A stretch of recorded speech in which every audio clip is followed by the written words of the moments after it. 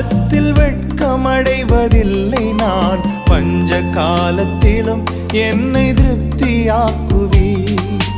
கர்த்தரே தாங்குகிறீர், என் பாதையிலே நோக்கமாய் உள்ளீர். என் வழிகள் ஒன்றும் பிசகுவதில்லை, என் அடியை உறுதிப்படுத்துகிறீர். என்னை கர்த்தரே தாங்குகிறீர், என் பாதையிலே நோக்கமாய் உள்ளீர். என் வழிகள் ஒன்றும் பிசகுவதில்லை,